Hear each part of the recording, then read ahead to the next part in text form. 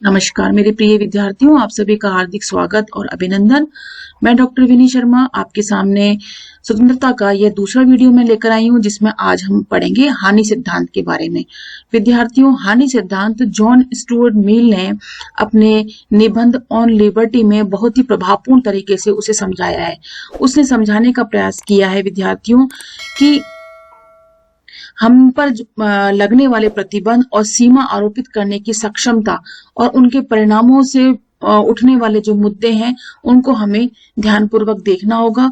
इन सभी को उन्होंने ऑन लिबर्टी में बताया और विद्यार्थियों ये बताया कि राजनीतिक सिद्धांत के विमर्श में इसे किस प्रकार से हानि सिद्धांत कहा गया। मिल ने अपने कथन में स्पष्ट किया है कि यह सिद्धांत किसी के कार्य करने की स्वतंत्रता में, मतलब कोई भी व्यक्ति जो कार्य करने की स्वतंत्रता रखता है वो व्यक्तिगत रूप से हो चाहे सामूहिक रूप से हो, हस्तक्षेप करने का इकलौता लक्ष्य होता है। किसका हस्तक्षेप करने का इकलौता लक्ष्य? एक ऐसा लक्ष्य जो कि सभ्य समाज के किसी सदस्य की इच्छा के खिलाफ शक्ति के औचित्यपूर्ण प्रयोग का एकमात्र उद्देश्य किसी अन्य को हानि से बचाना हो सकता है। यदि वह व्यक्ति या सामूहिक रूप से किसी के कार्यों में हस्तक्षेप करता है तो वो औचित्यपूर्ण शक्ति क्या है? औचित्यपूर्ण शक्ति होती है सत्ता, यानी कि सरकार। वह उस व्यक्ति को या उस समूह को इस हानि से बचाने के लिए कार्यरत होती है। समझ में आया विद्यार्थियों? देखिए, सिद्धांत यह है कि किसी के कार्य करने की स्वतंत्रता में व्यक्तिगत या सामूहिक रूप से हस्तक्षेप करने का इकलौता लक्ष्य आत्मरक्षा है। मतलब किसी के कार्य में यदि कोई हस्तक्षेप करता है तो उसका लक्ष्य क्या होता है? आत्मरक्षा। सभ्य समाज, जो सभ्य समाज है, किसी सदस्य की इच्छा के खिलाफ शक्ति के औचित्यपूर्ण प्रयोग का एकमात्र उद्देश्य किसी अन्य को हानि से बचाना हो सकता है। मतलब एक ऐसे सभ्य समाज में जिसका लक्ष्य क्या है? उसका लक्ष्य है कि किसी की शक्ति, किसी की स्वतंत्रता की हानि नहीं हो, उस हानि से बचाना ही उसका लक्ष्य होना चाहिए, एकमात्र उद्देश्य होना चाहिए। और वो औचित्यपूर्ण सत्ता कौन है? औचित्यपूर्ण सत्ता है सरकार। कि देखिए इसमें कार्टून में क्या बताया गया है। सभ्य समाज से उनका क्या मतलब है? जिस समाज में कानून का राज नहीं होता या वहां स्वतंत्रता में हस्तक्षेप किस प्रकार होता है। मतलब ऐसा सभ्य समाज के क्या मतलब है? सभ्य समाज का मतलब है जागरूक समाज, है ना।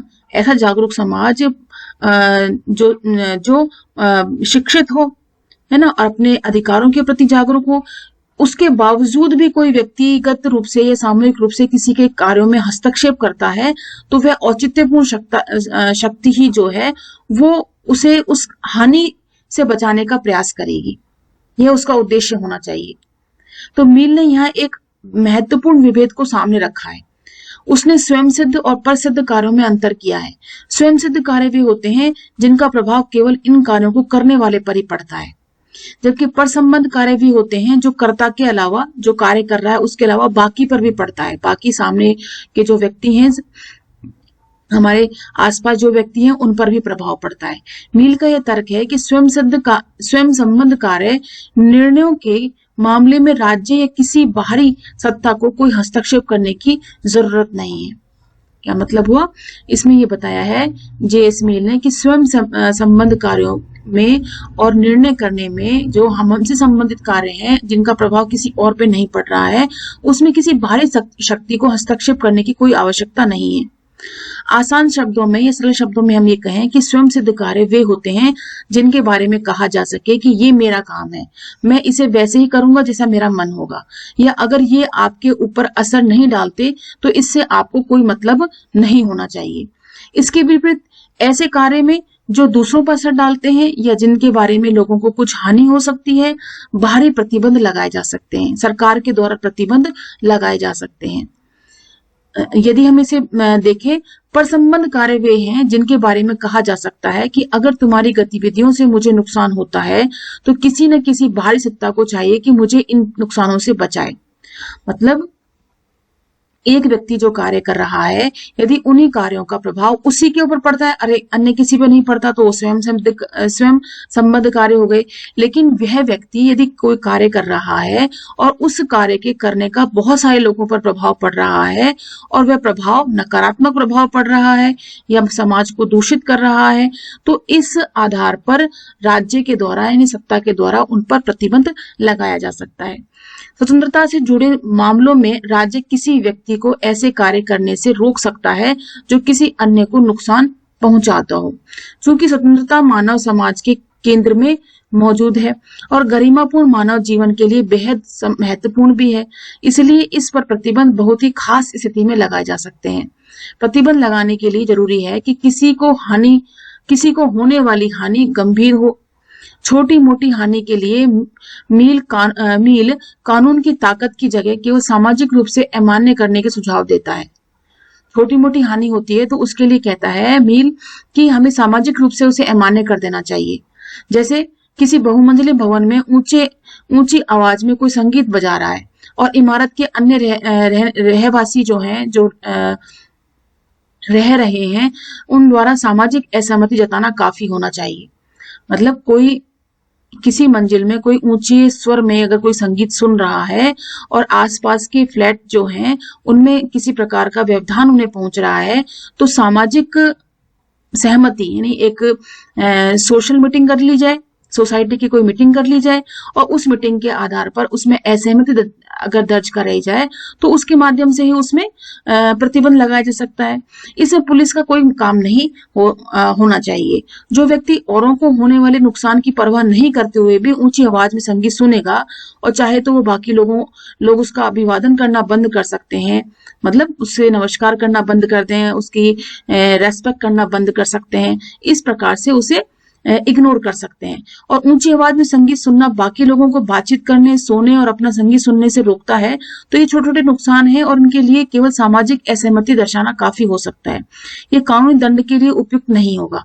मतलब ऐसी छोटी मोटी अगर समाज में रहने वाले लोगों के पास अगर ऐसी छोटी मोटी तकलीफें जो होती हैं जिससे व्यक्ति विशेष या समूह विशेष गलत तरीके से अपनी स्वतंत्रता का उपभोग करता है, तो सामाजिक असहमति दर्ज करा करके हम उसे दूर कर सकते हैं। उसमें कानून या पुलिस की आवश्यकता की बात ही नहीं है। लेकिन किन्हीं कार्यों यानी पर संबंध पर कानूनी शक्ति से प्रतिबंध केवल तभी लगाना चाहिए जब वे निश्चित व्यक्तियों को गंभीर नुकसान पहुंचाए। मतलब किन्हीं व्यक्तियों को यदि गंभीर नुकसान पहुंचाते हैं तभी उस पर प्रतिबंध लगाना चाहिए, अन्यथा समाज और स्वतंत्रता की रक्षा के लिए थोड़ी असुविधा सह भी लेनी चाहिए। मतलब क्या बताया गया है कि बहुत ज्यादा गंभीर अगर नुकसान होता है तो हम कानूनी प्रतिबंध लगा सकते हैं, लेकिन थोड़ी बहुत अगर यदि असुविधा है तो उस असुविधा को हम सहन भी कर सकते हैं या सामाजिक असहमति दर्ज करा करके भी हम उसे दूर कर सकते हैं। लोगों को ये मील कहता है लोगों को विविध जीवन शैलियों, विभिन्न दृष्टिकोणों और अलग अलग हितों को सहन करने के लिए तब तक तैयार रहना चाहिए जब तक वे दूसरों को नुकसान न पहुंचाए। लेकिन ऐसी सहनशीलता का विस्तार उन विचारों या कार्यों तक करने की जरूरत नहीं है जो लोगों को खतरे में डाल दे या उनके प्रति नफरत का जहर फैलाए। घृणा का प्रचार, गंभीर क्षति पहुंचाने वाले कार्यों पर प्रतिबंध लगाए जा सकते हैं, लेकिन हमें यह ध्यान भी रखना चाहिए कि प्रतिबंध इतने कड़े नहीं होने चाहिए जो स्वतंत्रता ही नष्ट हो जाए। उदाहरण के लिए, जिसने किसी के प्रति नफरत फैलाई है, हम उसके लिए आजीवन कैद की मांग नहीं कर सकते। मतलब हम उदाहरण अगर हम लें, एग्जाम्पल यदि हम लेते हैं कि किसी के प्रति अगर नफरत फैलाई जाए तो हम उसके को आजीवन कैद की मांग नहीं कर सकते या गुहार नहीं कर सकते। इस प्रकार से हम नहीं करना चाहिए। अगर वे राज्य द्वारा मिथ्या प्रचार से दूर रहने की चेतावनी के बाद भी नहीं माने तो आवागमन पर कुछ रोक लगा दो या कोई सभा आयोजित करने के उसके अधिकार की कटौती कर दो। मतलब कोई सभा आयोजित या मीटिंग करके उसके अधिकारों में कटौती कर दिया जाए या उसको उस जगह से आगे उस जगह से उसे निकाल दिया जाए या उसे हटा दिया जाए। भारत में संवैधानिक चर्चाओं में ऐसी न्यायोचित सीमाओं के लिए औचित्यपूर्ण प्रतिबंध पद का इस्तेमाल किया गया है। कुछ प्रतिबंध लगाए जा सकते हैं, लेकिन जरूरी है कि वे समुचित हों और उन्हें तर्क की कसौटी पर कसा जा सके। ऐसे प्रतिबंधों में न तो अतिरेक हो और न ही असंतुलन, क्योंकि तब तक समाज में स्वतंत्रता की सामान्य दशा पर असर डालेगा। हमें प्रतिबंध लगाने की आदत को विकसित नहीं होने देना चाहिए, क्योंकि ऐसी आदत तो स्वतंत्रता को खतरे में डाल सकती है। तो मिल इस बात में क्या कहना चाहता है कि समाज के द्वारा ऐसी छोटी मोटी यदि घटनाएं होती हैं तो हमें ऐसे प्रतिबंधों में हमें छोटे स्तर पर ही या सामाजिक स्तर पर ही उसका समाधान निकाल लेना चाहिए। उसमें पुलिस या कानून को नहीं लाना चाहिए, नहीं तो उनके द्वारा बहुत कड़े प्रतिबंध लगा दिए जाएंगे और वो कड़े प्रतिबंध जो है हमारी स्वतंत्रता को खतरे में डाल सकते हैं। इसके पहले हम बात करेंगे आपसे, ये हमने ऊपर देखा एक उदारवाद के बारे में बताया है। उदारवाद, जैसे कि हम जानते हैं, उदारवादी विचारधारा जो है वो व्यक्ति की स्वतंत्रता और सहनशीलता पर जोर देती है। इसमें बताया गया है कि जब हम ये कहते हैं कि उसके माता पिता बड़े उदार हैं, तब हम अक्सर ये कहना चाहते हैं कि वे बड़े सहनशील हैं। और एक राजनीतिक विचारधारा के रूप में उदारवाद को सहनशीलता के मूल्य के साथ जोड़कर देखा जाता है। उदारवादी चाहे किसी व्यक्ति से असहमत हो, तब भी वे उसके विचार और विश्वास रखने और व्यक्त करने के अधिकार का पक्ष लेते हैं। लेकिन उदारवाद इतना भर नहीं होता है। न ही उदारवाद एकमात्र आधुनिक विचारधारा है जो सहिष्णुता का समर्थन करती है। आधुनिक उदारवाद की विशेषता यह होती है विद्यार्थियों कि इसमें केंद्र बिंदु व्यक्ति होता है। उदारवाद के लिए परिवार, समाज, समुदाय जैसी इकाइयों का अपने आप में कोई महत्व नहीं होता है। उनके लिए इन इकाइयों का महत्व तभी होता है जब व्यक्ति इन्हें महत्व दे। जैसे उदारवादी कहेंगे कि किसी से विवाह करने का निर्णय व्यक्ति को लेना चाहिए, परिवार, जाति या समुदाय को नहीं। उदारवादी व्यक्तिगत स्वतंत्रता को समानता जैसे अन्य मूल्यों से अधिक वरीयता देते हैं। वे आमतौर पर राजनीतिक सत्ता को भी संदेह की नजर से देखते हैं। ऐतिहासिक रूप से उदारवाद ने मुक्त बाजार और राज्य की न्यूनतम भूमिका का पक्ष लिया है। हालांकि अब वे कल्याणकारी राज्य की भूमिका को स्वीकार करते हैं और मानते हैं कि सामाजिक और आर्थिक असमानताओं को कम करने वाले उपायों की जरूरत है।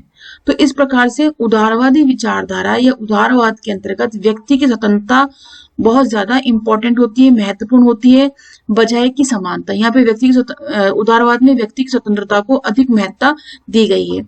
इसीलिए उदारवाद ने मुक्त बाजार को और राज्य के न्यूनतम हस्तक्षेप का हमेशा पक्ष लिया है और कल्याणकारी राज्य की भूमिका को स्वीकार करते हुए उन्होंने माना है कि सामाजिक और आर्थिक असमानताओं को कम करने के उपाय सुझाए जाएं, उनकी आवश्यकता को देखा जाए और उनकी आवश्यकताओं को पूरा किया जाए। तो इस प्रकार से विद्यार्थियों, जॉन स्टुअर्ट मिल ने अपने निबंध और लिबर्टी के अंतर्गत इस हानि सिद्धांत को स्थापित करने का या उनको बताने का प्रयास किया कि किसी भी प्रकार से कोई व्यक्ति या सामूहिक रूप से यदि कोई हस्तक्षेप होता है तो उसकी आत्मरक्षा के लिए उसे सामाजिक स्तर पर ही उसे सुलझाने का प्रयास किया जाए। और व्यवधान या प्रतिबंध अगर बहुत ज्यादा या व्यवधान अगर ज्यादा हो जाता है तो कानूनी सहायता या सरकारी सहायता हमें लेना उचित होगा, क्योंकि उनको उनकी इस प्रकार की स्वतंत्रता से संबंधित हानि की से भरपाई को पूरा किया जा सके। तो इस प्रकार से जॉन स्टुअर्ट मिल ने ऑन लिबर्टी में अपने हानि सिद्धांत को स्थापित किया। और इसके बाद हम पढ़ते हैं स्वतंत्रता की नकारात्मक और सकारात्मक सिद्धांत। जैसा कि हमने पिछले वीडियो में भी हमने थोड़ा बहुत इसके बारे में पढ़ा था कि सकारात्मक स्वतंत्रता क्या होती है और नकारात्मक स्वतंत्रता क्या होती है। विद्यार्थियों, इस अध्याय में हमने स्वतंत्रता के दो आयामों की चर्चा की थी, दो पहलुओं की चर्चा की थी और बाहरी प्रतिबंधों के अभाव के रूप में स्वतंत्रता और स्वयं को अभिव्यक्त करने के अवसरों के विस्तार के रूप में स्वतंत्रता होती है। राजनीतिक सिद्धांत में इन्हें नकारात्मक और सकारात्मक दो रूपों में इसे अभिव्यक्त किया गया है। नकारात्मक स्वतंत्रता उस क्षेत्र को पहचानने और बचाने का प्रयास करती है जिसमें व्यक्ति अनुल्लंघनीय है, मतलब किसी प्रकार से उसमें प्रतिबंध नहीं होता, जिसमें वह जो होना, बनना, करना चाहे, हो सके, बन सके, कर सके, वह सब कुछ कर सकता है। यह ऐसा क्षेत्र होगा जिसमें किसी बाहरी सत्ता का हस्तक्षेप नहीं होगा। ये नकारात्मक स्वतंत्रता का एक पहलू है। ये छोटा सा पवित्र क्षेत्र है जिसमें व्यक्ति कुछ भी करे लेकिन उसमें हस्तक्षेप नहीं करेगा, उसमें राज्य जो है बिल्कुल भी हस्तक्षेप नहीं करेगा। अहस्तक्षेप के इस छोटे से क्षेत्र का होना इस बात की स्वीकृति है कि मानव प्रकृति और मानव गरिमा को एक ऐसे क्षेत्र की आवश्यकता है जिसमें व्यक्ति दूसरों से अबाधित रूप से व्यवहार कर सके। यानी बिना प्रतिबंधों के वे व्यवहार कर सके। ये क्षेत्र कितना बड़ा होना चाहिए और इसमें क्या क्या शामिल होना चाहिए, ये वाद विवाद का विषय है। और हस्तक्षेप का क्षेत्र जितना बड़ा होगा स्वतंत्रता उतनी ही अधिक होगी। ये ऐसा उदारवादी विचारक भी कहते हैं, जॉन स्टुअर्ट मिल भी इस बात को स्वीकार करते हैं अपनी ऑन लिबर्टी के अंतर्गत। ये नकारात्मक स्वतंत्रता को अभिव्यक्त करता है। हमें जो मानने की जरूरत है वह यह है कि नकारात्मक स्वतंत्रता की परंपरा व्यक्ति के लिए एक ऐसे दायरे की बात करती है जो अनुल्लंघनीय है, जिसमें व्यक्ति स्वयं को व्यक्त कर सकता है, किसी प्रकार का प्रतिबंध उसमें नहीं है। अगर ये क्षेत्र बहुत छोटा है तो मानव गरिमा में कटौती होती है। मिसाल के तौर पर ऐसे दायरे को चिन्हित करने के लिए यह सवाल पूछा जा सकता है कि विद्यालय, खेल का मैदान, कार्यालय जैसे विभिन्न स्थितियों में पहनावे का चयन क्या ऐसा मामला है जो हस्तक्षेप के लघुतम क्षेत्र में आता है, और क्या इसलिए यह ऐसा चयन है जिसमें कोई बाहरी सत्ता दखल नहीं दे सकती, या यह ऐसा मामला है जिसमें राज्य, धार्मिक सत्ता या आईसीसी या सीबीआई जैसे कोई भी संस्था हस्तक्षेप कर सकती है। नकारात्मक स्वतंत्रता का तर्क होता है कि वह कौन सा क्षेत्र है जिसका स्वामी मैं हूं। नकारात्मक स्वतंत्रता का तर्क यह स्पष्ट करता है कि व्यक्ति क्या करने से मुक्त है। इससे उलट सकारात्मक स्वतंत्रता के तर्क कुछ करने की आजादी, ये स्वतंत्रता के विचार की व्याख्या से जुड़ा है। यह तर्क इस सवाल के जवाब में आता है कि मुझ पर शासन कौन करता है। इस प्रश्न का आदर्श उत्तर होगा कि मैं स्वयं पर शासन करता हूं।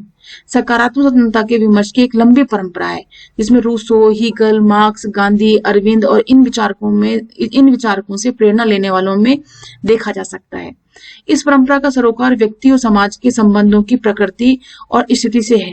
यह परंपरा इन संबंधों को इस तरह से सुधारना चाहती है कि किसी व्यक्ति के व्यक्तित्व के विकास में कम से कम अवरोध हो, और व्यक्ति एक पुष्प की तरह है। जब मिट्टी उपजाऊ हो, सूरज की रोशनी हो, पर्याप्त पानी हो, तो नियमित देखभाल हो, तभी वह खिल पाता है। व्यक्ति को अपनी क्षमताओं का विकास करने के लिए भौतिक, राजनीतिक एवं सामाजिक जगत में समर्थकारी व सकारात्मक स्थितियों का लाभ मिलना चाहिए। इसका अर्थ यह होता है विद्यार्थियों कि व्यक्ति गरीबी, बेरोजगारी के कारण अवरुद्ध न हो और अपनी आवश्यकताओं की पूर्ति के लिए उसके पास पर्याप्त भौतिक संसाधन हो।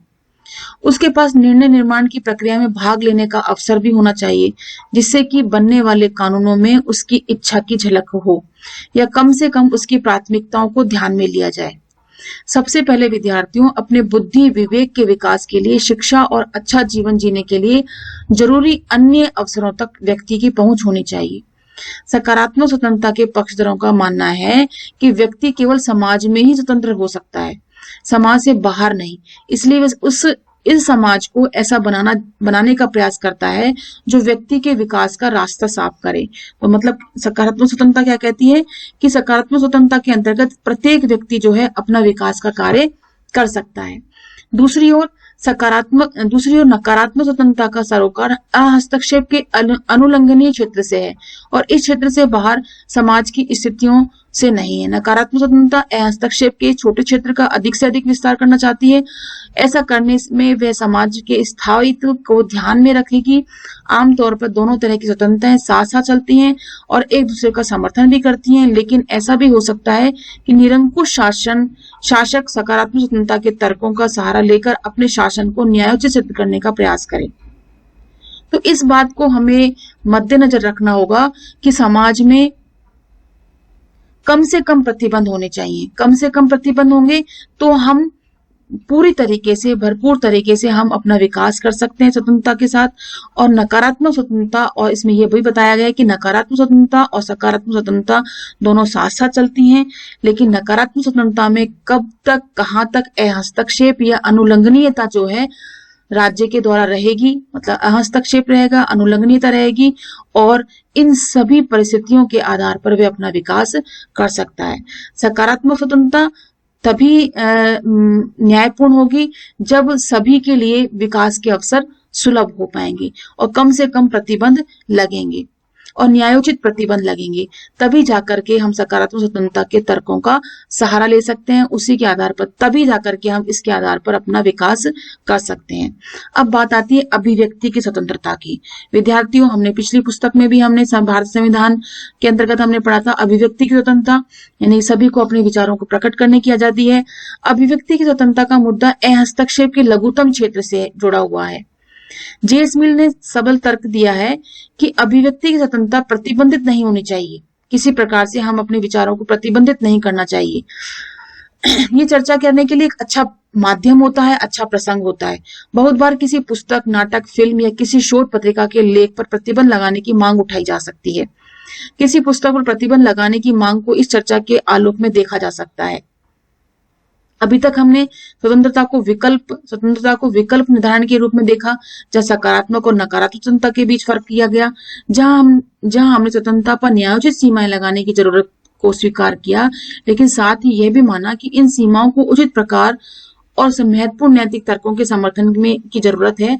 अभिव्यक्ति की स्वतंत्रता एक बुनियादी मूल्य है। जो लोग इसको सीमित करना चाहते हैं, उनसे बचने के लिए समाज को कुछ असुविधाओं का सहन करने के लिए तैयार रहना चाहिए। वाल्तेयर का कथन है कि तुम जो कहते हो मैं उसका समर्थन नहीं करता, लेकिन मरते दम तक तुम्हारे कहने के अधिकार का बचाव करूंगा। Very important. वाल्तेयर ने कहा कि तुम जो कहते हो जरूरी नहीं है कि मैं उसका समर्थन करूं, लेकिन तुम्हें कहने की आजादी पूरी दी जाती है। हम इस अभिव्यक्ति की स्वतंत्रता से कितनी गहराई से प्रतिबद्ध हैं, ये आप सोच सकते हैं। कुछ वर्ष पहले एक फिल्म निर्माता दीपा मेहता काशी में विधवाओं पर एक फिल्म बनाना चाहती थी। ये फिल्म विधवाओं की व्यथा को खोजना चाहती थी, और लेकिन राजनीति के एक हिस्से द्वारा इसका जबरदस्त विरोध किया। मतलब राजनीति के एक हिस्से ने या कुछ लोगों ने जाकर के इसका विरोध किया, और विरोधियों को लगता था कि इससे भारत को बहुत बुरे तरीके से प्रस्तुत किया जाएगा। उन्हें यह भी लगता था कि यह फिल्म विदेशी दर्शकों की जरूरतों को पूरा करने के लिए बनाई जा रही है और इससे प्राचीन नगर की बदनामी होगी। उन्होंने इस फिल्म को नहीं बनने दिया और परिणामस्वरूप फिल्म काशी में नहीं बन पाई। बाद में यह फिल्म कहीं और बनाई गई और इसी तरह से ओबरे मेनन की रामायण रिटोल्ड और सलमान रुश्दी की द सैटानिक वर्सेस समाज के कुछ हिस्सों में विरोध के बाद प्रतिबंधित कर दी गई।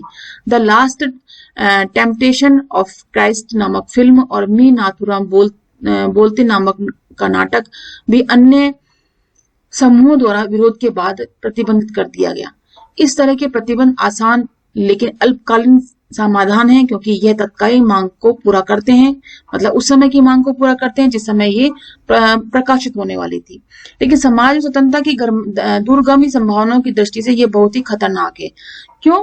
क्योंकि जब हम एक बार प्रतिबंध लगाने लगते हैं तब प्रतिबंध लगाने की आदत विकसित हो जाती है। लेकिन क्या इसका मतलब यह है कि प्रतिबंध कभी नहीं लगाया ही नहीं जाना चाहिए?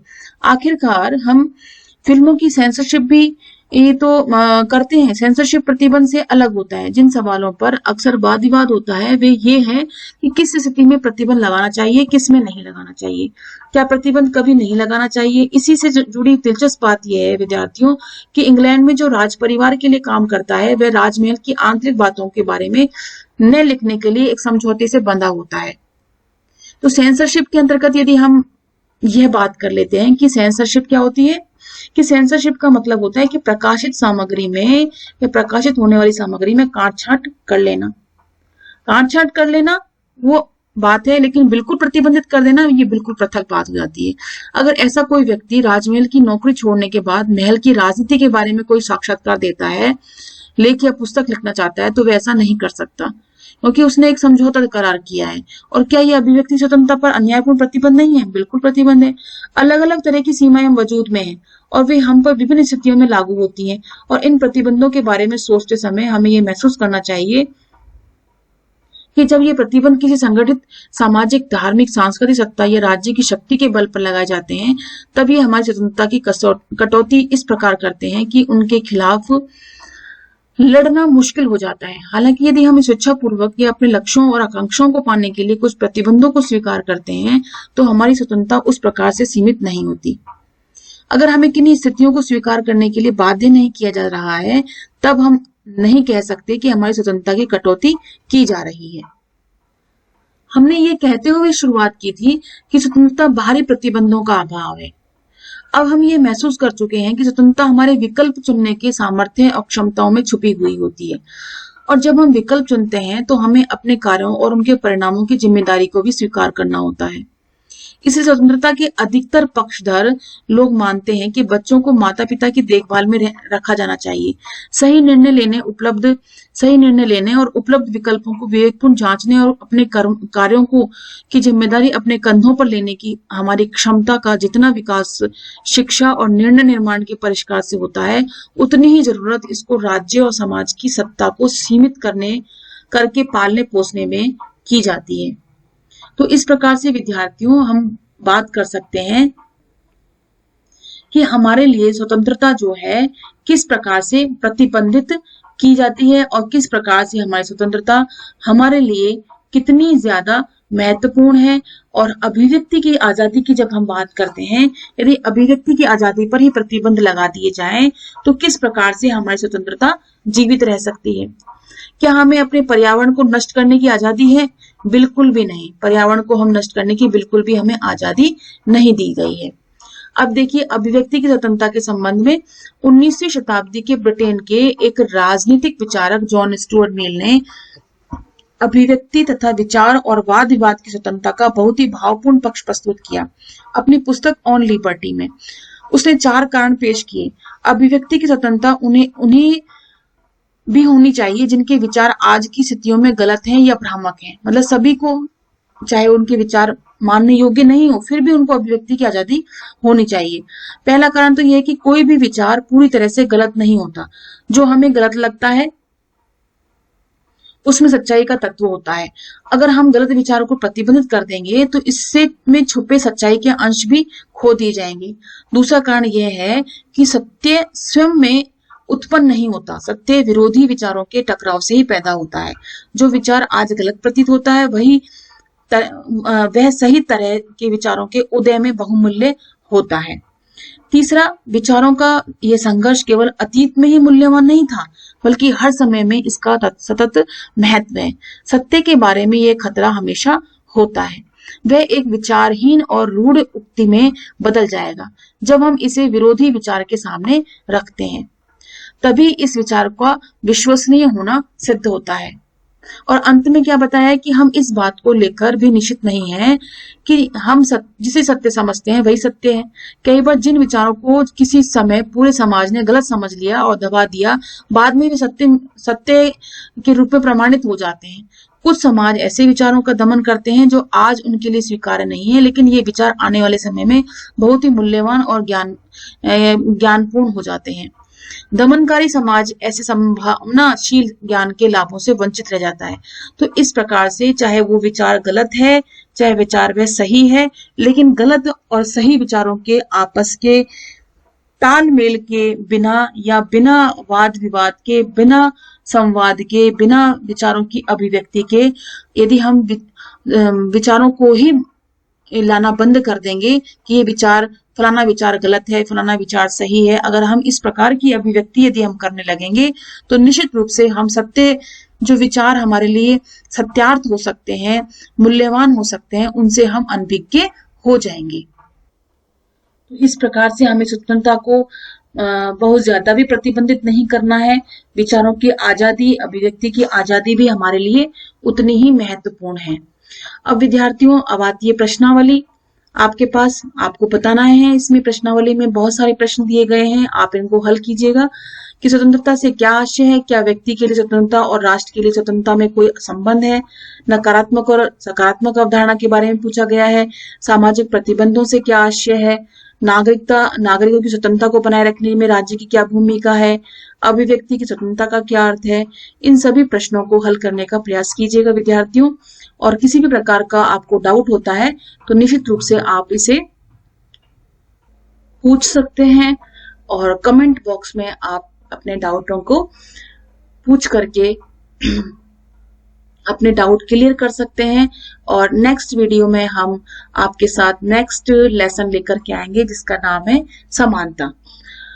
तब तक के लिए आपसे विदा लेते हैं। धन्यवाद और नमस्कार।